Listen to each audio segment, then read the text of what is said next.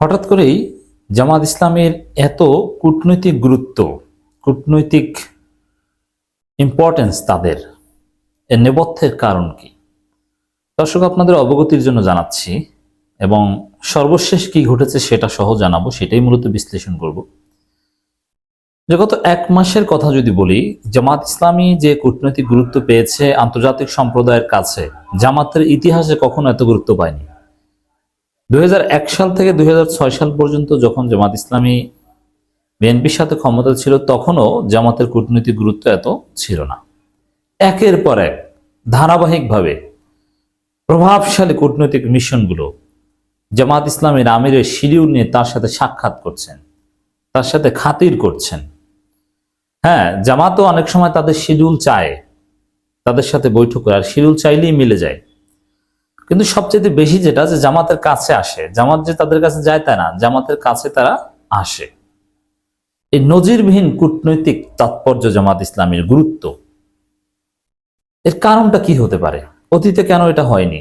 আওয়ামী লীগ কি না করেছে জামাতকে কূটনৈতিকভাবে কোণঠাসা হিসাবে রাখতে? ভারত কি না করেছে?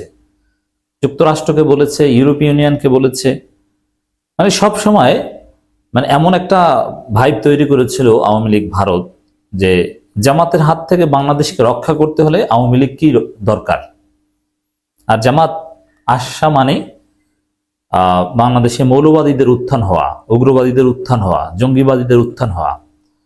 অতএব জামাতকে কোণঠাসা করো, জামাতকে ডিহিউম্যানাইজ করো। এমনকি জামাতের অধিকারের পক্ষে কথা বলাটাও একটা অন্যায়, তারও প্রতিবাদ করত হাসিনা সরকার। সেই জামাত রাতারাতি এতটা গুরুত্বপূর্ণ হয়ে উঠবে যে বাংলাদেশের, বিশেষ করে রমজানের ইফতার মাহফিলে যেটা ঘটেছে, জামাত ইসলামী যে ইফতার মাহফিল আয়োজন করেছিল কূটনীতিকদের সম্মানে, সেই ইফতার মাহফিলে যেটা ঘটেছিল, একদম বাংলাদেশে অবস্থানরত এমন কোনো কূটনৈতিক মিশন নেই যার প্রতিনিধি জামাত ইসলামের ইফতার মাহফিলে আসে নাই, এক্সেপ্ট ভারত। তো দর্শক, বিএনপির ইফতার মাহফিলেও সবাই যে এসেছে তা না, ভারত এসেছে কিন্তু অনেকে আসেনি। কিন্তু জামাত ইসলামীটায় ভারত বাদে সবাই এসেছে। তো এরকম কিন্তু অতীতে ঘটেনি। এছাড়া রমজানের সকালের দিকে নিয়মিত কখনো ব্রিটিশ হাই কমিশনার, কখনো মার্কিন যুক্তরাষ্ট্রের কূটনৈতিক প্রতিনিধি, কখনো দক্ষিণ কোরিয়া, জাপান, কখনো রাশিয়া, অস্ট্রেলিয়া, একের পর এক আসতেই থাকে, সৌদি আরব, পাকিস্তান, ধারাবাহিকভাবে। তো এই কূটনৈতিক সারার কারণটা কি? একই সাথে দর্শক, আপনাদের অবগতির জন্য আরেকটা তথ্য জানাই, যে জামাত ইসলামী রাজনীতিতে এক্ষেত্রে একটা প্যারাডাইম শিফট হয়েছে। জামাত যখন দেখেছে যে না, তাদের অভূতপূর্ব কূটনৈতিক সারা, তখন এটা ডিল করার জন্য জামাত তাদের সাংগঠনিক সিদ্ধান্তের ইতিহাসে নতুন একটা মাত্রা যোগ করেছে। সেটা হচ্ছে আমিরে জামাতের পররাষ্ট্র উপদেষ্টা নিয়োগ করেছে, যেটা অতীতে কখনো ছিল না।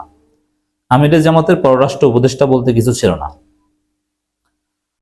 সাধারণত অ্যাসিস্ট্যান্ট সেক্রেটারি কিংবা নায়েবে আমিরের মিলেই এটা দেখভাল করতেন।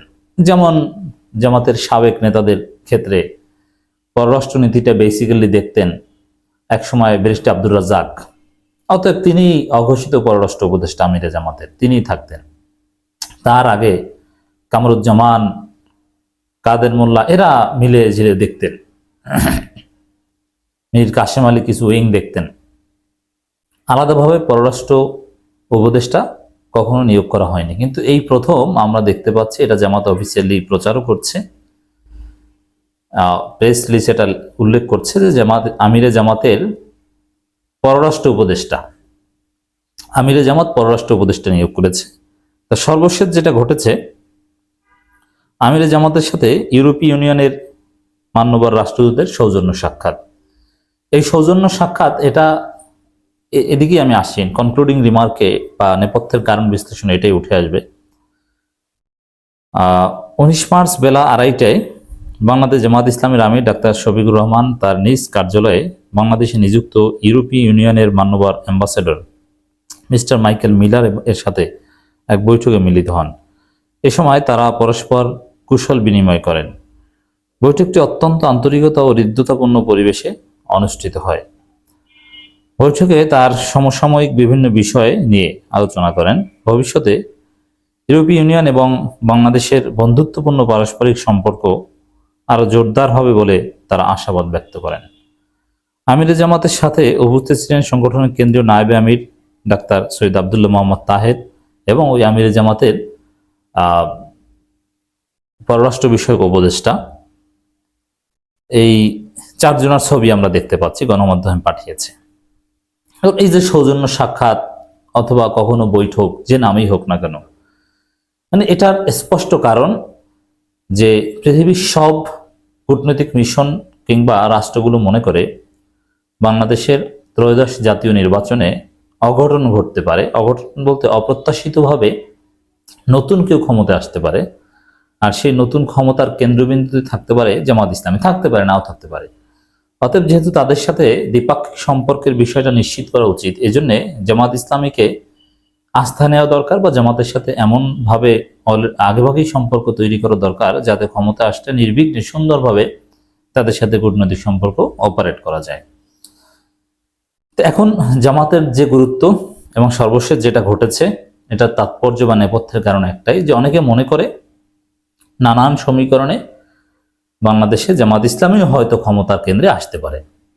আর এই দর্শন থেকেই জামাত ইসলামীর এত কূটনৈতিক গুরুত্ব, এটাই নেপথ্যের কারণ, নইলে এত গুরুত্ব হওয়ার কথা নয়।